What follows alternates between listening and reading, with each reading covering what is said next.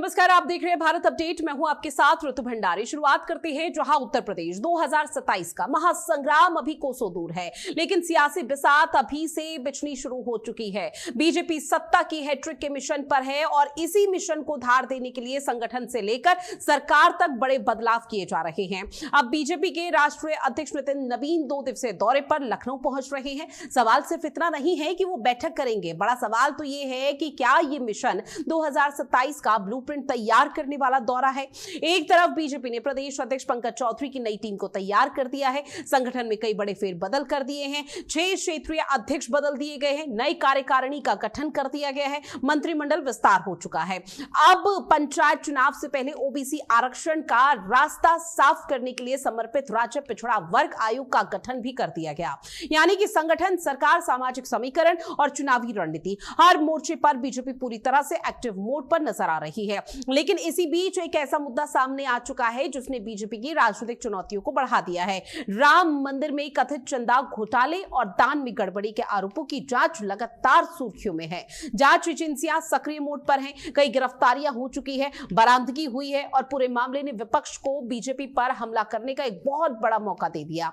ऐसे में सबसे बड़ा सवाल यही कि क्या नितिन नवीन की हाई लेवल बैठकों में राम मंदिर दान विवाद पर चर्चा हो पाएगी? क्या बीजेपी इस मुद्दे पर होने वाले संभावित राजनीतिक नुकसान की रणनीति तैयार कर पाएगी? और क्या संगठन और सरकार मिलकर इस पूरे विवाद का राजनीतिक और जनसंपर्क स्तर का जवाब तय करेंगे? और सबसे अहम बात कि क्या राम मंदिर जैसा भावनात्मक मुद्दा 2027 के चुनाव में बीजेपी के लिए ताकत बनेगा या विपक्ष इसे बीजेपी के खिलाफ बड़ा चुनावी हथियार बनाने की कोशिश करेगा?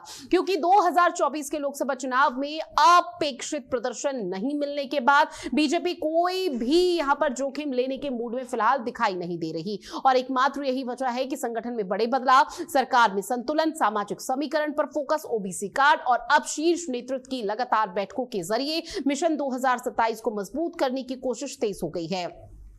अब ऐसे में सवाल यह भी है कि क्या नितिन नवीन का लखनऊ दौरा सिर्फ संगठनात्मक स्तर पर समीक्षा है या 2027 की चुनावी रणनीति की निर्णायक शुरुआत है? क्या राम मंदिर दान विवाद इस रणनीति का सबसे संवेदनशील यानी कि सेंसिटिव एजेंडा बन सकता है? और क्या बीजेपी समय रहते हर राजनीतिक चुनौती का जवाब तैयार कर रही है? ऐसे में कई सवाल उठ जाते हैं क्योंकि देखिए 2027 का विधानसभा चुनाव भले ही तारीखों का ऐलान ना हुआ हो, 2027 के विधानसभा चुनाव में समय हो, लेकिन बीजेपी की तरफ से बिसात निरंतर बिछाई जा रही है। चाहे सत्ता हो या संगठन हो, सत्ता को एक तरफ मजबूत करने का प्रयास तो दूसरी तरफ संगठन को मजबूत करने का प्रयास हो रहा है। इसके साथ ही 2027 में अपनी पैठ को कैसे मजबूत किया जा सकता है, अपने जनादेश को कैसे मजबूत किया जा सकता है, इस पर विशेष तौर पर फोकस अपनाया गया और एकमात्र यही वजह बताई जा रही है जिसके चलते बीजेपी के राष्ट्रीय अध्यक्ष नितिन नवीन इस वक्त लखनऊ के दौरे पर आ रहे हैं। और लखनऊ के दौरे पर जब आएंगे तो निश्चित तौर पर संगठनात्मक स्तर पर यहां पर एक बड़ी बैठक होगी, समीक्षा की जाएगी कि सत्ता और संगठन को साथ लेकर कैसे चलना है, दोनों को मजबूत कैसे करना है,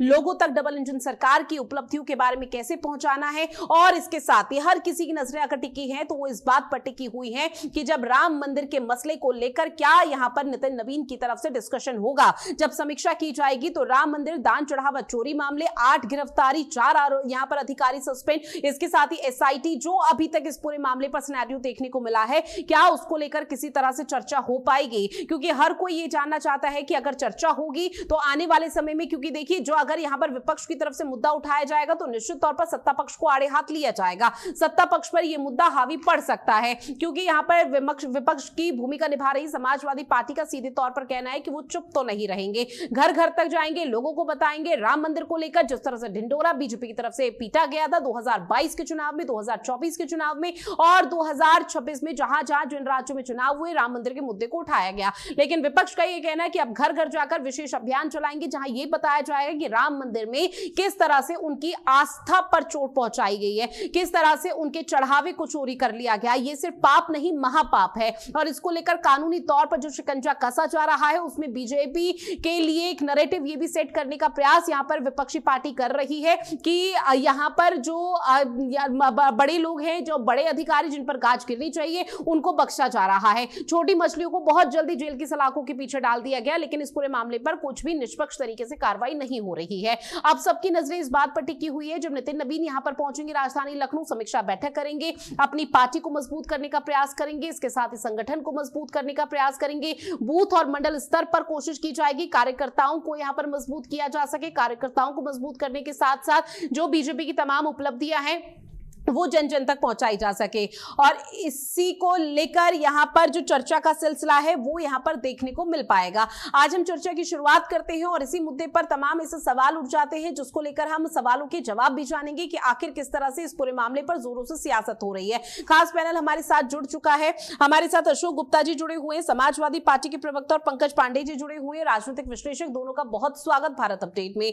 अशोक गुप्ता जी, शुरुआत सर मैं आप ही के साथ, क्योंकि बीजेपी इस वक्त न सिर्फ सियासी बिसात बिछा रही है, निश्चित तौर पर आप लोगों की तरफ से भी 2027 के विधानसभा चुनाव को लेकर विशेष तौर पर तैयारी की जा रही होगी, लेकिन बीजेपी की तरफ से जो यहां पर समीक्षा बैठक की जा रही है उसमें आप लोगों का परसेप्शन क्या है, आप लोगों का नजरिया क्या है कि राम मंदिर को लेकर जो यहां पर तमाम चीजें सामने आई और आने वाले समय पर बीजेपी को चोट पहुंचाएगी, उसको लेकर भी डिस्कशन हो सकता है, या फिर आप लोगों की तरफ से राम मंदिर के मुद्दे को कैसे जन जन तक पहुंचाने का प्रयास होगा?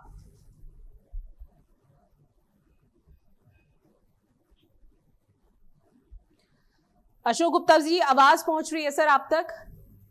फिर से बोलिए, फिर से एक बार बोल दीजिए। सर, 2027 के विधानसभा चुनाव को लेकर लगभग सभी पार्टियों की तैयारी हो चुकी है, आप लोगों की भी हो चुकी है। बीजेपी की कोशिश ये है कि राम मंदिर चढ़ावा चोरी मामला उन पर इतना ज्यादा हावी ना हो जाए जिसकी वजह से वो मात खा जाए और 2027 का विधानसभा चुनाव उनके हाथ से निकल जाए। लेकिन समाजवादी पार्टी की किस कदर तैयारी है अपने आप को मजबूत करने के लिए और बीजेपी के लिए किला भेदने के लिए?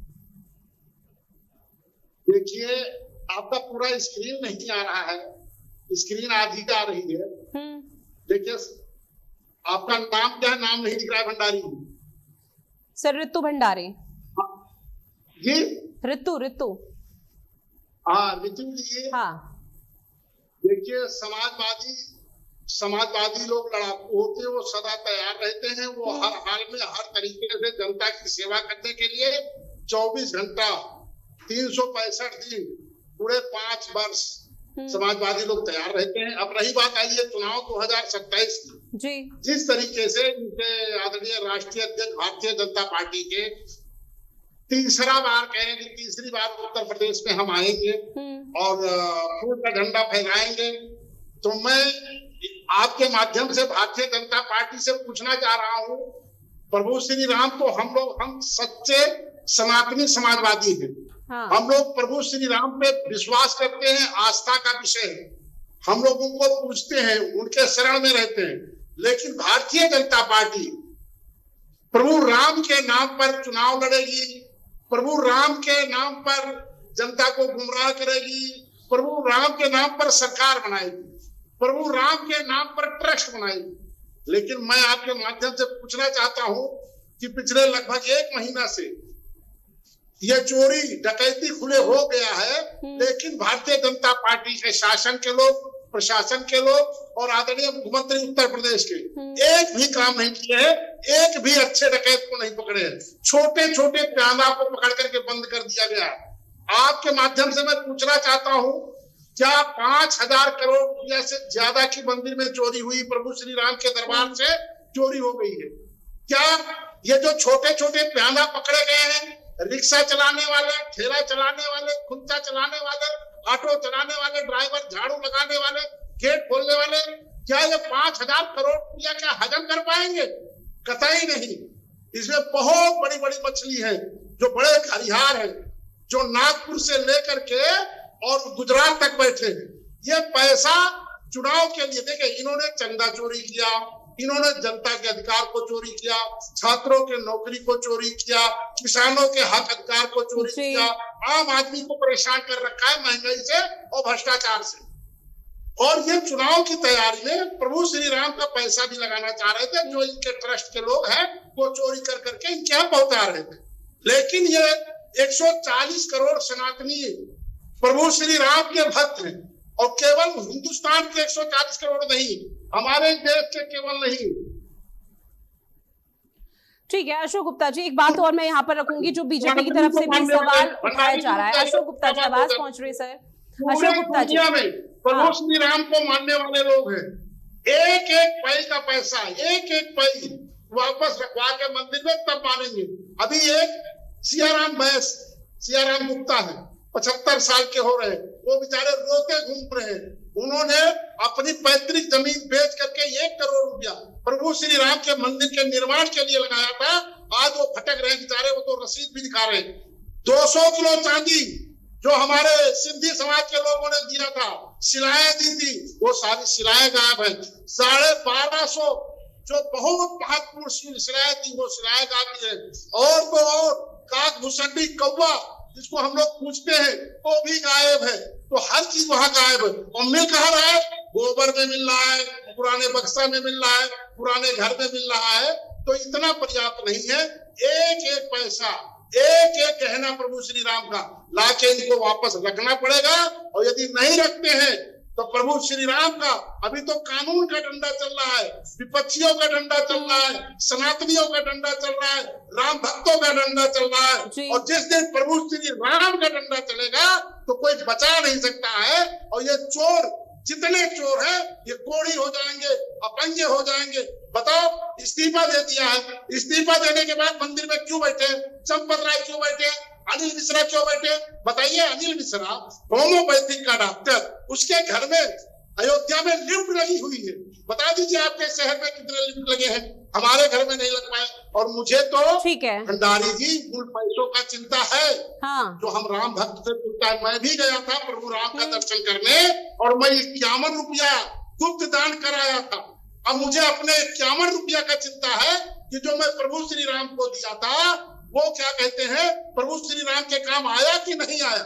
नहीं सर, आपने जो चढ़ावा दिया वो प्रभु श्री राम को नहीं दिया। आपने जो चढ़ावा, सुनिए सुनिए सुनिए सुनिए सर, सुनिए सर, ठीक है, आपकी बात से मैं पूरी तरह से सहमत सर। लेकिन यहाँ पर अगर बाकी आपको सुनना भी पड़ेगा, बाकी पैनलिस्ट भी मेरे साथ जुड़े हुए हैं। आपने जो चढ़ावा वहां पर दिया वो प्रभु श्री राम को नहीं दिया, आपने प्रभु श्री राम के नाम से चढ़ावा रखा। अब चूंकि एक और सवाल मेरा यहाँ पर ये है जो बीजेपी की तरफ से उठाया जा रहा है कि जब राम मंदिर नहीं बना था, 500 सालों का ये संघर्ष रहा, तब यहाँ पर मुलायम यादव की शासन हुआ करता था, समाजवादी पार्टी का, उत्तर प्रदेश में। तब राम भक्तों पर गोलियां चलवाई गई थी, उनको मारा पीटा गया था, तमाम तरह की स्थिति देखने को मिल पाई थी। लेकिन आज उसी समाजवादी पार्टी, सुनिए सवाल तो कंप्लीट होने दीजिए सर, वही आप ही से सवाल है, आप ही से सवाल है। अशोक गुप्ता जी, आप ही से सवाल है, सुन लीजिए। अशोक गुप्ता जी, आप ही से सवाल है, सवाल कंप्लीट हो जाए उसके बाद अपनी बात रखिएगा, तब मैं बीजेपी के पास जाऊंगी। अब बीजेपी की तरफ से सवाल ये उठाया जा रहा है कि आज इनको इतना बड़ा मुद्दा मिल चुका है कि आज ये अपनी जुबान पर कंट्रोल नहीं कर पा रही है। क्या एकमात्र यही वजह है कि राम मंदिर में चढ़ावा चोरी हुई, इसीलिए समाजवादी पार्टी को आज प्रभु श्री राम और मंदिर याद आ गया? नहीं नहीं नहीं, ये 500 वर्ष के सच्चे सनातनी लोग मंदिर के लिए लड़ाई लड़ रहे थे। भारतीय जनता पार्टी ने उसमें क्या क्या बताइए, अंग्रेजों के ऊपर क्या किए हैं। जो हमारे साधु संत थे उन लोगों ने लड़ाई लड़ी, वो हमारे भी साधु संत हैं, वो सबके सभी सनातनियों के। बताए चंपत राय का क्या योगदान है, ज्ञानेश कुमार का क्या योगदान है, बताए वहां पे योगदान है साधु संतों का, भक्तों का, सनातनियों का, हमारे जो प्रभु राम के भक्त हैं उनका, अयोध्या वासी का, गरीब लोगों का, जो दुख सुख सह करके प्रभु श्री राम का भव्य मंदिर बनवाया। अब मैं आपका पहला जवाब देता हूँ, जो आपने कहा आदरणीय मुलायम सिंह यादव ने गोली चलवाया था। मैं आपके माध्यम से भारतीय जनता पार्टी से पूछना चाह रहा हूँ, क्या मुलायम सिंह ने गोली चलवाई तो FIR दिखाया? नहीं दिखाया। मुलायम सिंह के जमाने में उनका सचिव कौन था? निपेंद्र मिश्रा। निपेंद्र मिश्रा आज क्या है? मंदिर का मालिक बना बैठा है, मालिक बना बैठा है। अब मैं पूछना चाहता हूं भारतीय जनता पार्टी से, मुलायम सिंह के पीरियड में गोली चली थी तो कहा जाता है कारसेवकों पर मुलायम सिंह ने गोली चलाई, तो क्या आदरणीय योगी जी के पीरियड में चोरी हुआ है? योगी जी अपने सर पे लेके अपने नाम FIR कराए कि मेरे कार्यकाल में, और नैतिकता के नाम पे मुख्यमंत्री इस्तीफा दे दे। कल्याण सिंह ने नैतिकता के नाम पे इस्तीफा दिया था। योगी जी को इस्तीफा दे देना चाहिए, और नहीं दे रहे हैं तो हर महीना योगी जी क्या करने जा रहे थे? ठीक है। श्री राम के मंदिर में हर महीने क्या करने जा रहे थे, इसका जवाब देना पड़ेगा। ठीक है, मेरे साथ अविरल मलिक जी भी जुड़े हुए हैं जो कि बीजेपी के प्रवक्ता हैं। सर, आपका बहुत स्वागत करती हूँ भारत अपडेट में। सुन लीजिए अशोक गुप्ता जी, अब अविरल जी के पास में जा रही हूँ, उनसे सवाल है। अविरल जी, सवाल ये है कि सत्ता में आप लोग हैं उत्तर प्रदेश में, और राम मंदिर को लेकर 2022, 2024 का लोकसभा चुनाव, उसके बाद उपचुनाव हुआ और उसके बाद अलग अलग राज्यों में चुनाव हुए। जहां जहां विधानसभा चुनाव हुए, राम मंदिर का जिक्र योगी आदित्यनाथ की तरफ से किया गया और बीजेपी की तरफ से हर प्लेटफॉर्म पर राम मंदिर का जिक्र किया जाता था। इसलिए अब विपक्ष सवाल पूछ रहा है, जो राम मंदिर को लेकर आप लोगों ने एक एजेंडा सेट किया था कि हर मंच से राम मंदिर का हम यहां पर भाषण देंगे, राम मंदिर में किस तरह से सुरक्षा की गई है, किस तरह से अभेद किला किया गया है, लेकिन उस बीच में भी घर में बैठे हुए चोरों को आप लोगों ने पनाह कैसे दे दी है? जी देखिए, बिल्कुल स्पष्ट है। जहां तक विषय इस मामले का, तो स्पष्ट रूप से माननीय मुख्यमंत्री यूपी योगी जी के द्वारा कह दिया गया है। उत्तर प्रदेश के माननीय मुख्यमंत्री स्पष्ट कह रहे हैं कि भाई एसआईटी गठित कर दी गई है और एसआईटी जांच करेगी और जांच के आधार पर दूध का दूध पानी का पानी हो जाएगा। तो मैं समझता हूं इसमें कुछ भी राजनीति करने लायक है ही नहीं। राजनीति करने लायक इसमें कुछ बचता ही नहीं है जिससे कि पॉलिटिकल माइलेज लिया जा सके। नहीं सर, राजनीति करने लायक विषय शायद तब होता है जब बीजेपी विपक्ष की भूमिका निभाती और सत्ता पक्ष में समाजवादी पार्टी होती, तब राम मंदिर चढ़ावा चोरी होता, तब आप लोग सड़कों पर उतरते, तब आप लोग सियासत करते, शायद तब ये राजनीति का विषय होता। सवाल ये नहीं है कि एसआईटी क्या कर रही है, कार्रवाई कैसे आगे बढ़ रही है। सवाल ये है कि राम मंदिर को लेकर आप लोगों ने भी खूब ढिंडोरा पीटा। आप लोगों ने हर महिला, हर वर्ग के तक ये पहुंचाने की प्रयास किया कि राम मंदिर में आइए, और यहाँ पर श्रद्धालु की जब संख्या बढ़ गई तो इस तरह से चोरी की यहाँ पे जो घटना है वो घटित हो जाती है। उसके बाद सवाल उठ जाता है कि क्या जवाबदेही लेने के लिए आप लोग तैयार हैं पूरी तरह से? जी, मेरी आवाज आप तक पहुंच जी सर, आ रही है।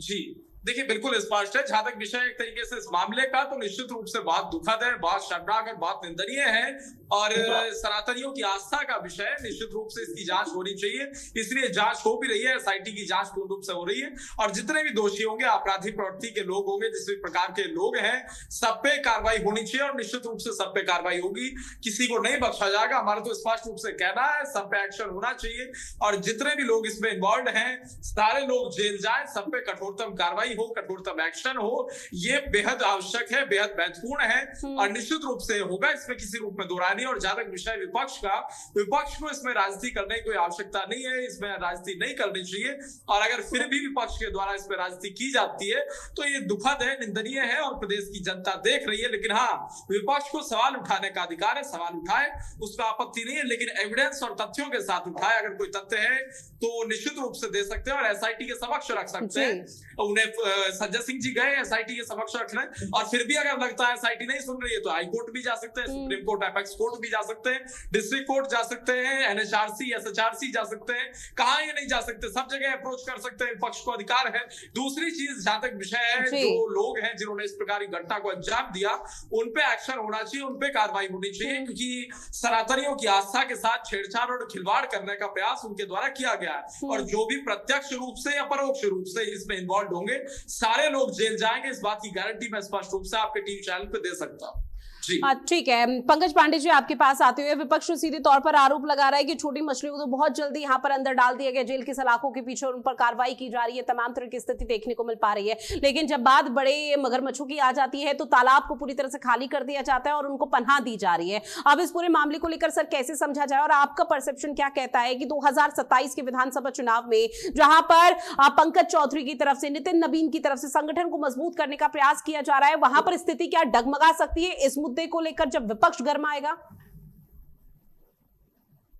देखिए रितु जी, सबसे पहले तो मैं कहना चाहूंगा कि राम मंदिर भारत की राजनीति का, उत्तर प्रदेश की राजनीति का विशेष रूप से राजनीति के केंद्र में रहा है जी। चाहे वो भारतीय जनता पार्टी की राजनीति रही हो, चाहे वो विपक्षी समाजवादी पार्टी की राजनीति रही हो। समाजवादी पार्टी का तो अस्तित्व ही राम मंदिर आंदोलन से जुड़ा हुआ है। राम मंदिर आंदोलन के संबंध में 1989 सभी को याद है और उसके बाद समाजवादी पार्टी किस तरह से बढ़ी तो ये भी सभी समझते हैं। अब जहां तक भारतीय जनता पार्टी की बात है तो निश्चित रूप से आपकी राजनीति के भी केंद्र में राम मंदिर रहा है, तो आपने इस मुद्दे को बहुत प्रखरता से उठाया, अभी तक उस मुद्दे की आप चर्चा करते हैं। तो ऐसे सेंसिटिव प्रकरण में अगर इस तरह के मामले सामने आएंगे कि जो राम भक्तों की आस्था से जुड़े हैं, उनकी संवेदना से जुड़े हुए हैं, कि चंदा चोरी का इस स्तर पर मामला आएगा तो निश्चित रूप से इस पर राजनीति तो होगी, इससे आप इनकार नहीं कर सकते हैं। राजनीति को आप नहीं रोक सकते हैं। विपक्षी दलों को एक अच्छा अवसर मिला है राजनीति करने का, और इस मुद्दे को वो निश्चित रूप से 2027 के विधानसभा चुनाव तक शांत होने नहीं देंगे। ये चलेगा। अभी तो प्रकरण ही चल रहा है, अभी तो FIR हुई है, जांच हुई है, रिकवरी हो रही है, तो ये मामला तो चलता रहेगा। और 2027 के प्रमुख मुद्दों में एक मुद्दा रहेगा, भारतीय जनता पार्टी का पूरा प्रयास रहेगा कि इससे अपने आप को अलग रखने का प्रयास करे, बताए कि हमसे कोई मतलब नहीं है।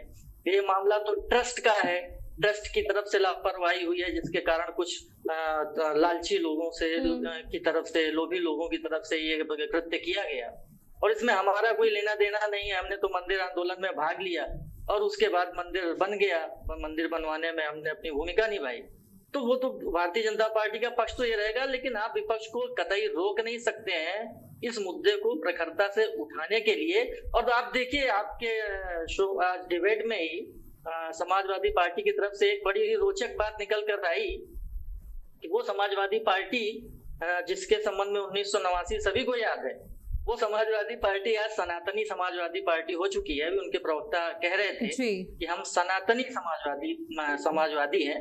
तो निश्चित रूप से असर है जिस तरह से भारतीय जनता पार्टी का सफलता का रेट रहा है विधानसभा चुनावों में, तो उसके बाद उत्तर प्रदेश चुनाव में निश्चित रूप से सबके अंदर एक डर था, भय था और चिंता थी।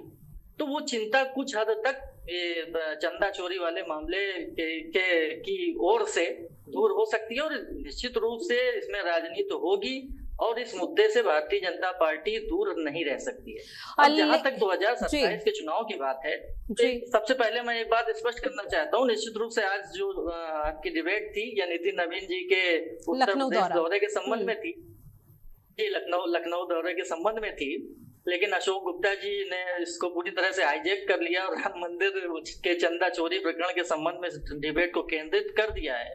तो अब मैं दौरे पर आ जाता हूँ। देखिए, पहली बार ऐसा है कि ये भारतीय जनता पार्टी के जो राष्ट्रीय अध्यक्ष नितिन नवीन जी हैं, इनका पहला लखनऊ दौरा है, और पहली बार उत्तर प्रदेश की पंकज चौधरी की टीम के साथ उनका साक्षात्कार होगा, बैठक होगी, बहुत सारी बातें होंगी, बहुत सारी रणनीतियां बनेंगी, बहुत सारी कार्य योजना बनेगी। लेकिन उन सारी चीजों में से या तो बड़ी बैठक में, तो मुझे नहीं लगता कि बड़ी बैठक में विस्तार से इस पर चर्चा होगी, लेकिन जो छोटी छोटी बैठकें होती हैं मुख्य पदाधिकारियों के साथ या चीफ मिनिस्टर के साथ या RSS के बड़े कार्यकर्ताओं के साथ, बड़े अधिकारियों के साथ, तो निश्चित रूप से राम मंदिर की चंदा चोरी का जो प्रकरण है और इसमें जिस तरह से भारतीय जनता पार्टी को खींचने का प्रयास विपक्षी दलों द्वारा किया जा रहा है, इससे कैसे निपटा जाए, इसकी कार्य योजना पर निश्चित रूप से चर्चा होगी। इससे इनकार नहीं किया जा सकता है, और ये मुद्दा बहुत ही सेंसिटिव रूप से भारतीय जनता पार्टी को विधानसभा चुनाव 2027 में प्रभावित करने जा रहा है। इससे भी इनकार नहीं किया जा सकता है। जी, निश्चित तौर पर, चूंकि देखिए डिबेट का विषय तो यही था कि लखनऊ के दौरे पर नितिन नवीन है, तो संगठनात्मक स्तर पर क्या किसी तरह का बदलाव या समीक्षा जो हो यहाँ पर होगी, और विशेषकर राम मंदिर को लेकर चर्चा होती है या नहीं। लेकिन सर, यहाँ पर सवाल ये उठ जाता है कि राम मंदिर को लेकर अगर चर्चा होगी तो क्या उसका पैमाना रह सकता है कि, और बीजेपी के पास या संगठन स्तर पर क्या काट है जो विपक्ष, जो क्योंकि विपक्ष पूरी तरह से तैयारी कर चुका है, ना सिर्फ सोशल मीडिया के माध्यम से बल्कि डिबेट के माध्यम से लगातार विपक्ष की तरफ से भूमिका निभाई जा रही है कि राम मंदिर का मुद्दा एक बहुत बड़ा मुद्दा मिल चुका है बैठे बिठाए विपक्षी पार्टी को, जिसके चलते वो बीजेपी की काट करने के लिए मैदान पर पूरी तरह से पिच पर खेल रहा है। तो क्या लग रहा है कि संगठन स्तर पर जब बैठकों का सिलसिला चलेगा तो उस दौरान इस विषय के लिए भी क्या कोई महत्वपूर्ण कदम उठाया जाएगा? जी, निश्चित रूप से अभी मैंने स्पष्ट किया कि देखिए, राम मंदिर का जो मुद्दा है भारतीय जनता पार्टी के लिए बहुत प्रमुख और बहुत महत्वपूर्ण मुद्दा रहा है, और उसकी चर्चा अभी तक भारतीय जनता पार्टी करती रही है। अभी आपने देखा होगा रिसेंटली कांग्रेस के जो प्रदेश अध्यक्ष अजय राय जी वो अयोध्या पहुंच गए, और उनका प्रयास था कि बहुत सारे लोग अयोध्या पहुंचे। तो विपक्ष, चाहे वो कांग्रेस पार्टी हो चाहे वो समाजवादी पार्टी हो, किसी भी तरह से इस मुद्दे को पीछे नहीं छोड़ना चाहते हैं, ठंडा नहीं होने देना चाहते हैं, पहली बात। दूसरी बात, जो आपका मूल प्रश्न है उस पर मैं आ जाता हूँ। देखिए, जो भी नितिन नवीन जी चूंकि आ रहे हैं उत्तर प्रदेश और बड़े स्तर पर बैठकें होंगी, चर्चा होगी, तो हो सकता है जो बड़ी बैठकें हों जिसमें ज्यादा कार्यकर्ता उपस्थित हो, उसमें एक बार इस पर चर्चा न भी हो, लेकिन जो प्रमुख लोगों के साथ बैठकें होंगी, निश्चित रूप से इस मुद्दे पर चर्चा होगी, क्योंकि ये मुद्दा निश्चित रूप से चुनाव को प्रभावित करने जा रहा है। इससे कोई इनकार नहीं कर सकता है, और अगर कोई इनकार करता है तो निश्चित रूप से मुझे लगता है कि वो भ्रम में है। तो निश्चित रूप से चर्चा होगी और एक कार्य योजना बनेगी कि किस तरह से इस मामले को न्यूट्रलाइज किया जाए और किस तरह से भारतीय जनता पार्टी के बड़े नेता अपना पक्ष रखें और छोटे कार्यकर्ता जमीन पर उतरकर लोगों तक ये बात पहुंचाएं कि भारतीय जनता पार्टी का इस मामले से किस तरह से लेना देना नहीं है। जी ठीक है। अशोक गुप्ता जी, 2027 विधानसभा चुनाव के लिए जिस तरह से समाजवादी पार्टी की तरफ से तैयारी की जा रही है, जिसमें राम मंदिर प्रमुख मुद्दा है और निश्चित तौर पर आप लोगों की तरफ से उठाया जा रहा है, अब ये सिर्फ बीजेपी पर आरोप लगाने तक ही सीमित है या फिर धरातल पर भी इस मुद्दे को भुनाने का प्रयास किया जाएगा ताकि लोगों तक पहुंचाया जा सके कि अभी तक क्या कुछ स्थिति रही है? रितु जी, देखिए, ये भारतीय जनता पार्टी है, ये सपा बसपा कांग्रेस व अन्य दलों को ये उलझाना चाहती है, लेकिन हम लोग उलझेंगे नहीं। हमारा मुद्दा संविधान बचाना है, हमारा मुद्दा लोगों को रोजगार देना है, हमारा मुद्दा किसानों को सस्ता सामग्री देना है कृषि का, हमारा मुद्दा महिलाओं की सुरक्षा है, हमारा मुद्दा पढ़ाई लिखाई छात्रों की पढ़ाई लिखाई है, हमारा मुद्दा गरीबों के साथ खड़े होने का है, हमारा मुद्दा प्रभु श्री राम के चंदा को चढ़ावा को वापस ला करके ये मंदिर में रख दे, ये मुद्दा खत्म हो जाएगा। लेकिन भारतीय जनता पार्टी, देखिए, अभी आपके चैनल के माध्यम मैंने सुना कि भारतीय जनता पार्टी के राष्ट्रीय अध्यक्ष लखनऊ आ रहे हैं तीसरी बार तैयारी करने के लिए। अरे सपना हो जाएगा, सपना तीसरी बार, इस बार हवा में उड़ जाएगी भारतीय जनता पार्टी। ये बताएं कि पिछले 9 साल की सरकार यहाँ की, 12 साल की सरकार केंद्र की जनता के लिए क्या किया, महिलाओं के लिए क्या किया, किसानों के लिए क्या किया। जो दिल्ली पे लाल किला पे हमारा जीएसटी धरना प्रदर्शन पे बैठा है, नीट का पेपर आउट हो रहा है। अभी लखनऊ में कुछ छात्र जल गए थे, 15 छात्र जल करके मर गए थे कोची में। बताइए उस बिल्डिंग में क्या हुआ? केवल उसको पकड़ करके, वो भारतीय जनता पार्टी का कार्यकर्ता था, उसके यहाँ बुलडोजर क्यों नहीं गया? जितने ये डकैत थे अयोध्या के, इनके घर बुलडोजर क्यों नहीं गया? किस नाम पे उत्तर प्रदेश में आएंगे? जनता को क्या मुंह दिखाएंगे? ये बेशरम लोग हैं, इनको शर्म नहीं आती। जनता के सामने क्या मांगेंगे? इन्होंने पिछले 22 साल में 10 साल उत्तर प्रदेश, 12 साल वहां, 22 साल में पूरे प्रदेश को तबाह करके रख दिया है, पूरे देश को तबाह करके रख दिया है। गरीब आदमी को जीना मुश्किल हो गया है, बच्चों को पढ़ाना मुश्किल हो जा रहा है, बच्चों को नौकरियां नहीं मिल रही है, उनकी उम्र निकल जा रही है। आज 3 बार लगातार नीट का पेपर आउट हुआ और रामचंद्र प्रधान जो इसका मंत्री है, एक भी आदमी कार्रवाई नहीं हुआ, मंत्री ने इस्तीफा नहीं दिया, जिसके विरोध में आज पूरा देश का जनजी इनके विरोध में है। आज पूरा दिल्ली में है, हर प्रदेश में इसकी बात चल रही है। और जो इस जवानी से टकराएगा वो चूर चूर हो जाएगा। ये नौजवान है, ये नौजवान देश का भविष्य है, ये नौजवान देश को बढ़ाता है। और लेकिन भारतीय जनता पार्टी क्या कह कर आएगी? हर साल 200 करोड़ नौकरी देंगे, 15 लाख काला धन वापस लाएंगे, सबके जनधन अकाउंट खुलवा के रख दिया। बताइए, 100 दिन में काला धन क्या उत्तर प्रदेश में या देश में आ गया? अरे नहीं आया। आज ये बताते घूम रहे हैं कि गाय 2 प्रकार की होती है, एक खाने वाली, एक बेचने वाली। ये बताते घूम रहे हैं, 14 साल के ऊपर वाली गाय खाते घूमिए। तो ये गाय खाने वाली पार्टी है। भारतीय जनता गाय के पैसा कमाती है। गंगा को बदनाम कर दिया, हमारी जमीन को बदनाम कर दिया, हमारे लोगों को परेशान कर रखा है। 2027 का ठीक है, अविरल जी जवाब दीजिए। प्रदेश में पीडीए चल रहा है, आदरणीय अखिलेश यादव जी की सरकार बनेगी और चंदा चढ़ावा चोरी वापस भी आएगा। ठीक है सर, अब सुन लेते हैं, अविरल जी जवाब दीजिए। छात्र को पढ़ाई मिलेगा। और ये अब तो सुनने में आ रहा है, भंडारी जी बात और सुन लीजिए, जल्दी से सुनने में आ रहा है, इनकी प्रदेश सरकार महिलाओं का मदिरा खोलने जा रही है। अभी तो इन्होंने तमाम मदशालाएं खोल रखी है, अब आरक्षित महिलाओं के लिए दारू की दुकान खोली जाएगी।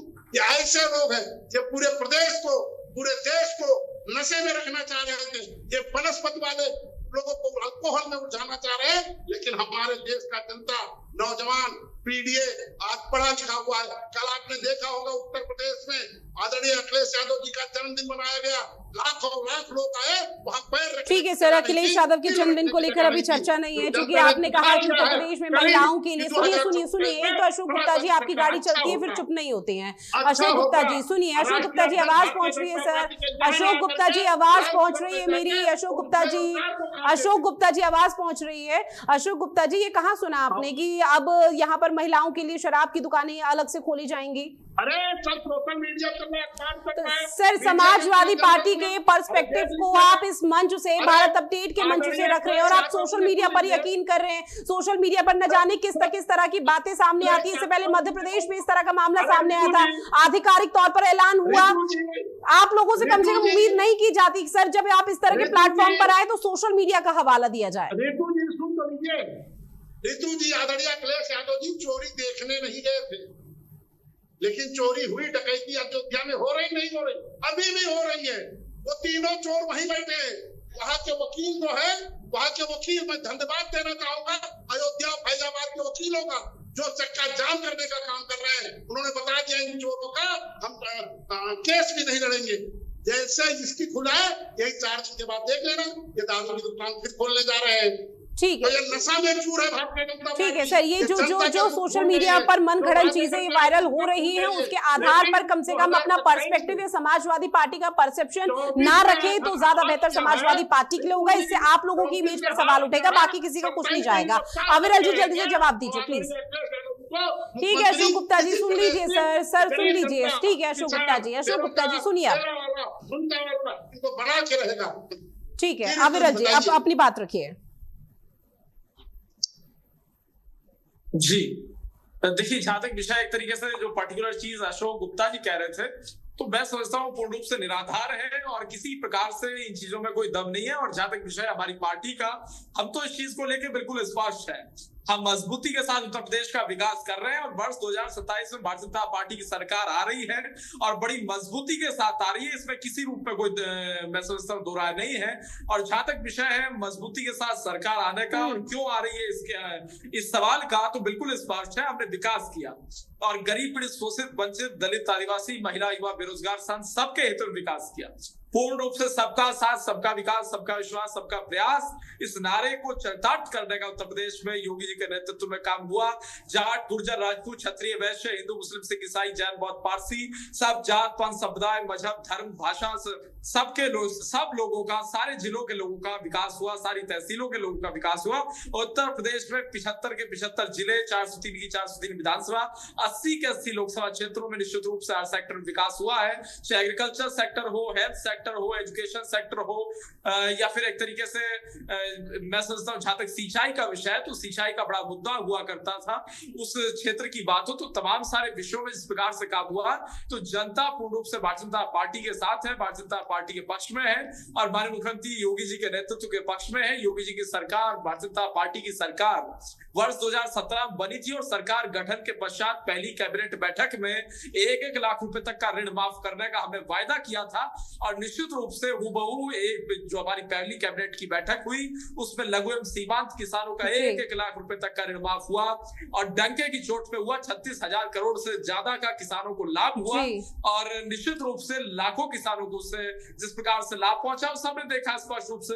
तो हम तो किसानों के पक्ष में, गरीब के पक्ष में, आम आदमी के पक्ष में है और जनता हमारे पक्ष में इसीलिए है और हमारे विकास पे मोहर लगाने का काम उत्तर प्रदेश की जनता निश्चित रूप से करेगी। सर देखिए, अब सवाल ही कई उठ रहे हैं, लेकिन सवाल ये भी उठ जाता है कि 2024 लोकसभा चुनाव में कहीं ना कहीं उत्तर प्रदेश में बीजेपी को मात नहीं मिल पाई थी जिस हिसाब से बीजेपी सोचकर चल रही थी। हालांकि 400 पार का नारा था, लेकिन सिर्फ उत्तर प्रदेश का हम जिक्र करें तो समाजवादी पार्टी और कांग्रेस की पार्टी ने यहाँ पर पैठ को मजबूत किया था, जबकि आप लोगों की भूमिका कम रही। लेकिन क्या लग रहा है कि 2024 के लोकसभा चुनाव से सबक सीखते हुए 2027 में जो स्थिति है वो विपरीत नजर आएगी? देखिए, जहां तक एक तरीके से विषय वर्ष 2027 के उत्तर प्रदेश के विधानसभा चुनाव का, तो निश्चित रूप से भारतीय जनता पार्टी की अगर बात कर जाए तो पूर्ण रूप से मजबूत है, सशक्त है, और निश्चित रूप से बड़ी मजबूती के साथ भारतीय जनता पार्टी पूर्ण रूप से चुनाव लड़ेगी। और रही बात एक तरीके से वर्ष 2017 की, 17 में हमारी सरकार बनी, 2022 में हमारी सरकार बनी और मजबूती के साथ बनी, और जनता ने हमारे काम पे मोहर लगाने का काम किया। तो जनता हमारे साथ है क्योंकि हम विकास कर रहे हैं, और डबल इंजन की जो सरकार है वो हर क्षेत्र में विकास कर रही है। जो भ्रष्ट लोग हैं उन पे कार्रवाई कर रही है, केंद्र सरकार की योजनाओं का इम्प्लीमेंटेशन सही से हो रहा है। आज शौचालय निर्माण का विषय हो या फिर एक तरीके से प्रधानमंत्री आवास योजना का विषय हो, केंद्र सरकार की स्कीम्स का विषय हो, वो 100% उत्तर प्रदेश में सही से इम्प्लीमेंट हो रही है। ठीक है, पंकज पांडे जी आपके पास आते हो सर। 2027 के विधानसभा चुनाव पर चूंकि सभी की नजरें टिकी हुई है, और ऐसे में बीजेपी की कोशिश ये है कि जातीय समीकरण और हर स्थिति में यहाँ पर किसी तरह से उस पकड़ को मजबूत किया जा सके, लेकिन क्या लग रहा है कि इस बार क्या हिंदुत्व, विकास, रोजगार, बेरोजगारी, महंगाई और जो विपक्ष की तरफ से मुद्दे उठाए जाएंगे ये काम कर पाएंगे? क्योंकि 2024 के लोकसभा चुनाव से बीजेपी ने सबक तो लिया होगा, जिसके तहत अब स्थिति कहीं ना कहीं बदल रही है। देखिए, 2024 के चुनाव में जो अखिलेश यादव जी का पीडीए का कार्यक्रम था, उसका उत्तर तो बीजेपी ने उसके बाद ही दे दिया। लगातार आप देखिए, तमाम विधानसभा चुनाव, चाहे वो हरियाणा रहा हो, चाहे राजस्थान रहा हो, चाहे बिहार रहा हो, चाहे महाराष्ट्र रहा हो, चाहे बंगाल रहा हो, back to back Bharatiya Janata party ने जीते सारे प्रदेश। तो उसका काउंटर तो एक तरह से हो गया। एक देखिए, ऐसा होता है कि काठ की हांडी जो होती है वो बार बार नहीं चढ़ती है। एक बार चढ़ गई कि भाई संविधान बदल जाएगा और जो है आरक्षण समाप्त हो जाएगा। यही कारण है जो हिंदुत्व का पुनर्जागरण विपक्षी दल देख रहे हैं, विशेष रूप से उत्तर प्रदेश के संदर्भ में अगर मैं बात करूं तो उससे बहुत घबराए हुए थे। अब देखिए, कुछ चीजें हो जाती हैं तो अचानक ये चंदा चोरी वाला मामला सामने आया, जो कि लंबे समय से होता रहा होगा, और ये इसका प्रकट होना एक तरीके से उत्तर प्रदेश के विपक्ष को इसने पुनर्जीवन दे दिया। अब पुनर्जीवन इस तरह से दिया है कि देखिए, विपक्ष कानून व्यवस्था का चाहे मामला रहा हो, चाहे एनकाउंटर का मामला रहा हो, चाहे शिक्षा, स्वास्थ्य, रोजगार, विकास, ये सारे मामले रहे हो, इस पर तो बातें कर ही रहा था। लेकिन ये सबको पता था कि अंत में जो चुनाव होगा वो निश्चित रूप से हिंदुत्व पर चुनाव होगा, और हिंदुत्व की धारा जब बहेगी तो बाकी सब उसी के प्रवाह में बह जाएंगे।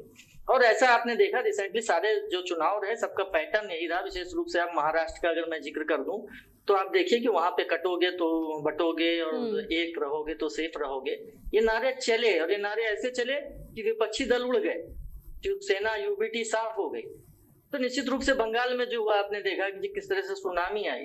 तो अब विपक्षी दल जो थे निश्चित रूप से घबराए हुए थे, उनके अंदर एक भय था कि इस चीज को कैसे काउंटर किया जाए, और संयोगवश उनको एक अवसर मिल गया है। राम मंदिर में जो चंदा चोरी की घटना हुई, तो इसको निश्चित रूप से, जैसा कि मैंने पहले भी कहा, इस मामले को विपक्षी दल किसी भी तरह से ठंडा नहीं होने देंगे।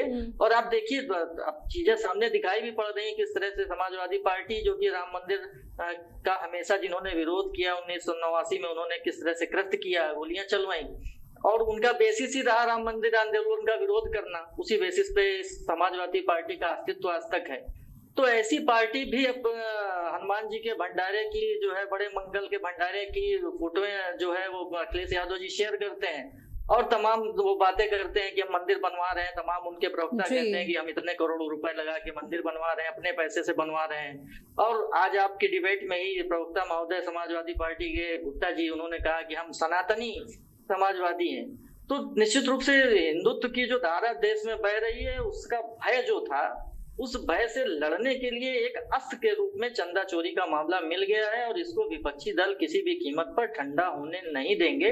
तो भारतीय जनता पार्टी के लिए निश्चित रूप से ये चिंता का विषय है, एक बात। दूसरी बात, नितिन नवीन जी आ रहे हैं, तो देखिए सारे सिनेरियो पे उनकी नजर तो है ही, तो इस सिनेरियो पे भी उनकी नजर होगी, और बहुत ही इस पर विशेष चर्चा होगी। और वो क्या मंत्र लेकर आ रहे हैं, वो मंत्र उनका अपना है या केंद्रीय नेतृत्व का मंत्र है, वो मंत्र जो भी लेकर आ रहे होंगे इस मामले को न्यूट्रलाइज करने के लिए, वो यहाँ के पदाधिकारियों से उसकी चर्चा करेंगे, कार्य योजना बनाएंगे, और यहाँ जो सारी बैठकें होंगी उसका जो सार होगा निश्चित रूप से उसको लेकर जाके अपने केंद्रीय नेतृत्व के सामने वो रखेंगे, और उसके बाद एक नए स्तर से एक कार्य योजना बनेगी जिसको लेके भारतीय जनता पार्टी आगे बढ़ेगी, ऐसा मेरा आकलन कहता है। लेकिन जहां तक अगर एक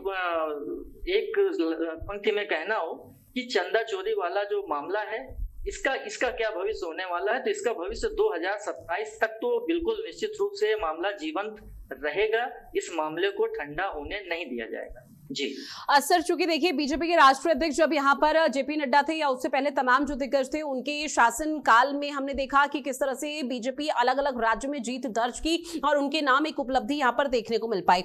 नितिन नवीन का हम जिक्र करें, कार्यकाल अब हाल फिलहाल में ही शुरू हुआ है। बंगाल की जो जीत रही, 15 साल का जो सूखा था वो समाप्त करके अब बीजेपी वहां पर कायम रही। टीएमसी को नकार दिया गया वहां के लोगों की तरफ से, तो कहीं ना कहीं ये उपलब्धि अब नितिन नवीन के पास चली जाती है। अगर ऐसे में उत्तर प्रदेश में भी विधानसभा चुनाव बीजेपी जीत जाती है और नितिन नवीन की ये बहुत बड़ी उपलब्धि देखने को मिल पाती है, तो क्या ये मानकर चला जाए कि 2029 की जो लोकसभा चुनाव की राहें हैं वो और बेहतर और आसान हो जाएगी?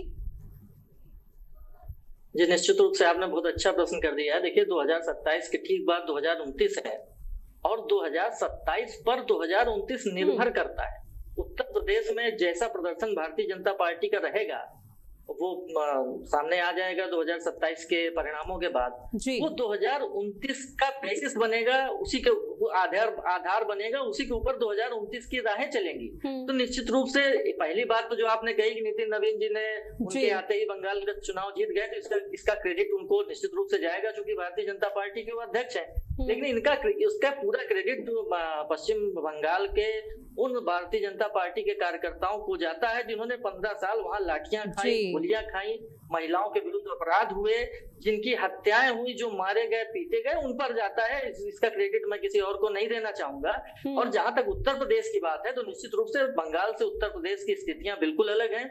और बंगाल की चुनाव का जो असर था, जो ऊर्जा भारतीय जनता पार्टी के कार्यकर्ताओं में आई थी, इस बात को कहने में मुझे कोई संकोच नहीं है कि चंदा चोरी वाले मामले ने निश्चित रूप से भारतीय जनता पार्टी की उस ऊर्जा को प्रभावित किया होगा।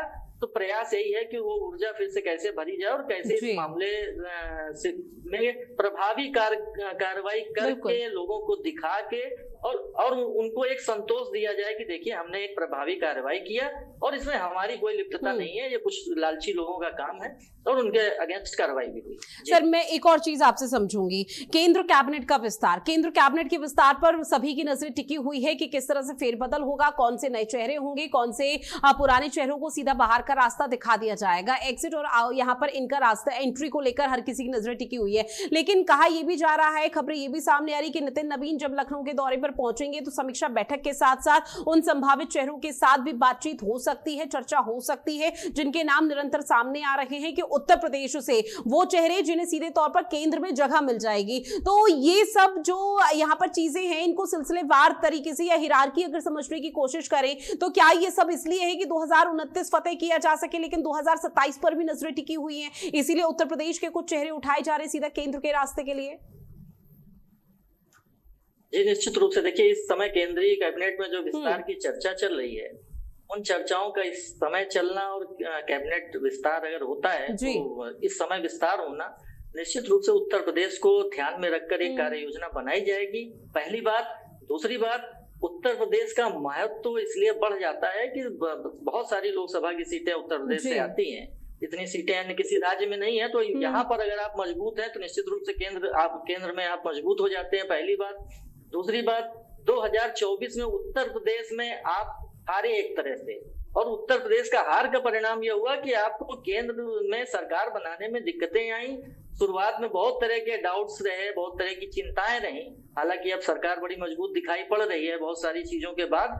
तो उत्तर प्रदेश के महत्व को सभी लोग बहुत अच्छी तरह से समझते हैं। और भारतीय जनता पार्टी की जहां तक मैं बात करूं तो भारतीय जनता पार्टी का कार्य करने का जो तरीका है वो आज से कई साल आगे की कार्य योजना बनाते हैं। तो अगर आपने जैसा जिक्र किया कि 2029 की तैयारी है तो निश्चित रूप से उत्तर प्रदेश को तो महत्व दिया ही जाएगा, उत्तर प्रदेश के विधानसभा चुनावों को दृष्टिगत रखते हुए और उत्तर प्रदेश को महत्व दिया जाएगा 2029 के लोकसभा चुनावों को दृष्टिगत रखते हुए, तो दोनों चीजें एक साथ चलेंगी। जी ठीक है, अविरल जी आपके पास आते हुए, चूंकि देखिए 27 के विधानसभा चुनाव, उसका जिक्र बार बार इसलिए किया जा रहा है क्योंकि उत्तर प्रदेश आप लोगों के लिए बहुत ज्यादा महत्वपूर्ण हो जाता है। यहाँ पर सीधे तौर पर चर्चा, और आप लोग भी बखूबी समझते हैं कि राजधानी लखनऊ की गद्दी पर जो बैठेगा उसका रास्ता कहीं ना कहीं 27-29 के लिए तैयार होगा और दिल्ली की सत्ता पर भी वही काबिज होता है। तो ऐसे में सिर्फ अगर हम मुद्दों को दरकिनार कर दें तो क्या यहाँ पर हर वर्ग को साधने के लिए किस तरह की रीति नीति तैयार की जा रही है? क्योंकि एक तरफ महिलाएं हैं, महिलाओं आधी आबादी को साधने का प्रयास है, पिछड़ी जातियों को साधने का प्रयास है, जो ये कहा जा रहा है कि आप लोग पीडीए की काट करने की कोशिश कर रहे हैं। तो इन तमाम लोगों को जो नाराजगी भी अगर होगी तो कैसे समझाने का प्रयास किया जाएगा?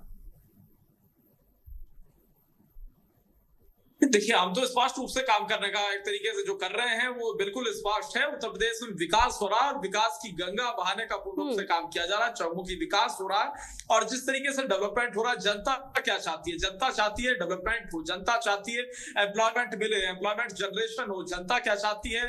उत्तर प्रदेश की जनता चाहती है कि उत्तर प्रदेश में शांति रहे, अच्छा लॉ एंड ऑर्डर रहे, अच्छी कानून व्यवस्था रहे, बहन बेटियां सुरक्षित रहे, लोग बाहर निकले तो अपने आप को सुरक्षित महसूस करें और किसी प्रकार से गुंडे माफिया अपराधी किस्म के लोग उत्तर प्रदेश के भीतर ना हो। ये स्पष्ट रूप से जनता चाहती है और इन सारी उम्मीदों पे खरा उतरने का काम और पूरा करने का काम उत्तर प्रदेश की सरकार योगी जी के नेतृत्व में मैं समझता हूं कि शानदार तरीके से हम लोग कर रहे हैं और इसलिए जनता हमारे साथ है। और जहां तक विषय करप्शन का, जीरो टॉलरेंस फॉर करप्शन की जो हमारी नीति है उसी के आधार पर हम चल रहे हैं, इन फ्यूचर भी चलते रहेंगे, इसमें कोई इफेंट बट नहीं है। और जो रही बात एक तरीके से अपराधी प्रवृत्ति के लोगों पे कार्रवाई की, तो अपराधियों पे कार्रवाई उत्तर प्रदेश में डंके की चोट पे होती है। कोई गुंडा नहीं है, कोई माफिया नहीं है। जितने गुंडे थे, जितने माफिया थे, सब पे कार्रवाई हुई। सब एक तरीके से या तो वो अगर बाहर रहे तो उन्हें गिरफ्तार करके जेल भेजने का काम किया गया, वरना उत्तर प्रदेश छोड़ के भाग गए या अपनी माफियागिरी छोड़ दी, सरेंडर कर दिया। ये स्पष्ट है योगी जी की सफलता, हमारी सरकार की सफलता है। और रही बात एक तरीके से अगर योजनाओं की बात करी जाए तो सबसे बड़ा जो उत्तर प्रदेश में फैक्टर है वो है किसानों का फैक्टर। तो किसान पूर्ण रूप से जो चाहता है वो ये चाहता है, उसकी छोटी छोटी मांगे हैं कि उसकी फसल का उचित दाम मिल जाए। वो ये चाहता है कि उसका जो रकबा है, उसकी जो कृषि भूमि है, वहां सिंचाई हो जाए, सिंचाई की व्यवस्था हो जाए, ट्यूबवेल लग जाए या फिर एक तरीके से जो ट्यूबवेल लगी है उसमें उसका जो बिजली का बिल है वो फ्री हो जाए, या नहर जो चलती है नहर आ जाए, नहर पे पानी आ जाए और नहर फ्री में मिल जाए। तो इन बुनियादी चीजों पे पूर्ण रूप से हम काम कर रहे हैं। हमने तो सॉइल हेल्थ कार्ड की स्कीम भी चलाई, फसल बीमा योजना चलाई, किसान सम्मान निधि चलाई, तमाम सारे एक्शंस लिए और जो घूसखोरी होती थी वो भी समाप्त की। और जो पैसा पहुंचता है सीधा किसान के खाते में पहुंचता है। डाई, यूरिया और तमाम सारी चीजों की जो समस्या हुई थी उससे भी निपटने के लिए प्रदेश सरकार और केंद्र सरकार ने मिल करके जितने स्टेप्स आवश्यक थे वो लेने का काम किया। और रही बात छोटे व्यापारियों की, जो बहुत आवश्यक है, बड़ी संख्या में सब लोग हैं, तो छोटे व्यापारियों के हित में जो भी आवश्यक कदम होते हैं वो उठाए जाते हैं। और उसके साथ साथ जब नेशनल लेवल की बात की जाती है तो बिल्कुल स्पष्ट है केंद्र सरकार माननीय मोदी जी के नेतृत्व में शानदार चल रही है, लोगों की उम्मीदों पर खरी उतर रही है और राज्य में भी हम खरा उतर रहे हैं। हर विभाग में एक ट्रांसपेरेंसी है। आज जिला अस्पतालों की हालत क्या है उत्तर प्रदेश की? शानदार है। पहले क्या थी? बिल्कुल ऐसा था कि जिला अस्पताल में कोई घुस नहीं सकता था। उसके साथ साथ अगर बात करी जाए स्कूलों की, जो स्कूल्स गांव में हुआ करते हैं, जो सरकारी स्कूल वगैरह, आज सब जगह डेस्क है, बच्चे आते हैं वो यूनिफॉर्म पहन के आते हैं, तरीके से आते हैं, सबके पास जो टेक्स्ट बुक्स हैं वो मौजूद हैं। पहले ना यूनिफॉर्म थी, ना टेक्स्ट बुक थी, ना डेस्क थी। और अगर टीचर होता था वो टीचर भी वो एक मास्टर होता था स्कूल के अंदर, वो एक टीचर होता था, एक टीचर सारे स्कूल को पढ़ाता था, उसे सब्जेक्ट वगैरह से कोई लेना देना नहीं था।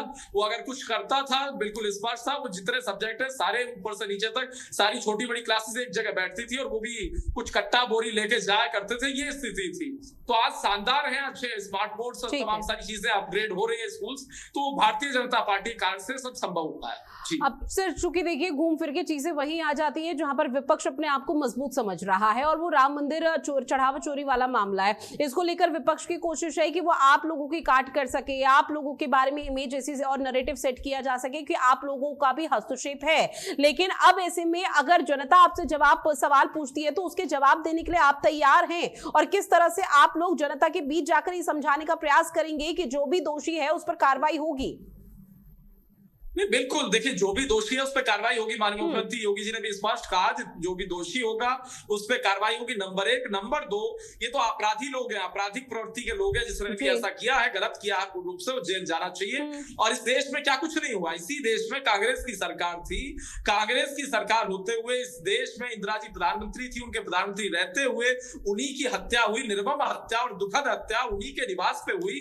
सफदरजंग रोड के उनके निवास पे उन्हीं के सिक्योरिटी वालों ने उनकी हत्या की। तो अब किसका फेल्योर, इंदिरा जी का फेल्योर कोई कह सकता है क्या, या एक तरीके से किसी और का फेल्योर कहा जा सकता? तो ये चीज नहीं है। अब ये हुआ, फेल्योर था, और लेकिन उसके बाद एसपीजी भी बनी, तमाम रिफॉर्म्स हुए। अब आज के समय में जिस प्रकार की घटना घटित हुई है, उस संदर्भ में मैं कह रहा हूं, जो भी अब रिफॉर्म्स आवश्यक होंगे वो किए जाएंगे, और किसी प्रकार से इस प्रकार की घटना ना दोहराई जा सके, इसके लिए जितने भी लूपहोल्स होंगे उन पर कार्रवाई होगी। और जहां तक विषय ट्रांसपेरेंसी का, पूरी ट्रांसपेरेंसी बढ़ती जाएगी। पंकज पांडे जी, चूंकि देखिए 2024 के लोकसभा चुनाव में सत्ता और संगठन साथ और सामंजस्य नहीं बैठ पाया, जिसकी वजह से ये कहा जा रहा था कि एक बहुत बड़ा कारण है जहां पर बीजेपी मात खा गई है। लेकिन सर, अब उससे सबक लेते हुए, सीख लेते हुए और समीक्षा करते हुए अब चीजों को बेहतर तरीके से किया जा रहा है, ताकि सत्ता और संगठन दोनों को मजबूत किया जाए और 2027 में फतेह हो सके। इसके साथ ही सर सवाल ये उठ जाता है कि क्या ये मानकर चला जाए कि 2024 की जो राही थी वो भले ही ओवर कॉन्फिडेंस में चली गई, लेकिन उससे सबक सीखते हुए अब 2027 के लिए पूरी तरह से मेंटली प्रिपेयर किया जा रहा है एक एक कार्यकर्ता को, ताकि वो बूस्ट हो सके, मूल मंत्र उनको जीत का दिया जा सके। जी देखिए, 2024 की जहां तक चुनाव की बात है, तो चर्चा बहुत जोरदार तरीके से जनता तक पहुंची थी कि आरएसएस भारतीय जनता पार्टी से नाराज जी। लेकिन अब स्थितियां बदल चुकी हैं। अभी 2026 चल रहा है, 27 का चुनाव सर पर है और लगातार बैक टू बैक जीते हुई हैं। तो देखिए, जो भी नितिन नवीन जी का जो दौरा है, इसमें आरएसएस के कार्यकर्ताओं के साथ, आरएसएस के अधिकारियों के साथ भी बैठक प्रस्तावित है, जिसका मूल ध्येय है संगठन और सरकार के बीच में समन्वय स्थापित करना। तो भारतीय जनता पार्टी ने निश्चित रूप से सबक सीखा है 2024 के चुनाव से। और एक बात तो ये रही, और दूसरी बात तो ये है कि आप देखिए योगी जी किस तरह से इस समय एक्टिव हैं जी। वो उनके पास जो भी जाता है वो हर व्यक्ति के लिए वो सुलभ है, सबसे भेंट करते हैं, एक बात। दूसरी बात, पूरे उत्तर प्रदेश का जिस तरह से वो दौरा कर रहे हैं, अभी भाजपा प्रवक्ता जिस तरह से कह रहे थे, योजनाओं की पूरा पिटारा उन्होंने खोल दिया है। जहां जाते हैं वो एक बड़ी बड़ी योजनाओं की घोषणा लगातार कर रहे हैं। और भारतीय जनता पार्टी की कार्यशैली यह रही है कि योजना की घोषणा करने के बाद ये बहुत जल्दी योजना को जमीन पर ले आने की एक परंपरा रही है भारतीय जनता पार्टी में। तो निश्चित रूप से प्रयास यही है कि इस समय जो घोषणाएं की जा रही हैं वो 2027 के पहले तक वो जमीन पर भी आ जाए, लोगों को दिखे, और इसका बड़ा असर देखिए चुनाव में पड़ता है। तो भारतीय जनता पार्टी पूरी तरह से निश्चित तौर पर पार करने के लिए तैयार है। निश्चित तौर पर 2027 के बाद 2029 की राह भी यहाँ पर आसान करनी है, सरल करनी है और रणनीति तैयार करनी है। और शायद एकमात्र यही वजह है जिसकी वजह से सत्ता और संगठन को मजबूत करने का प्रयास निरंतर किया जा रहा है। और नितिन नवीन का लखनऊ का दौरा निश्चित तौर पर महत्वपूर्ण हो जाता है। बहरहाल, समय की कमी, आप सभी मेहमान हमारे साथ जुड़े, इस महत्वपूर्ण विषय पर चर्चा की है, उसके लिए आप सभी का बहुत शुक्रिया। और खास पेशकश में इतना ही। देश और दुनिया की बड़ी खबरों के लिए आप बने रहिएगा भारत अपडेट के साथ। नमस्कार।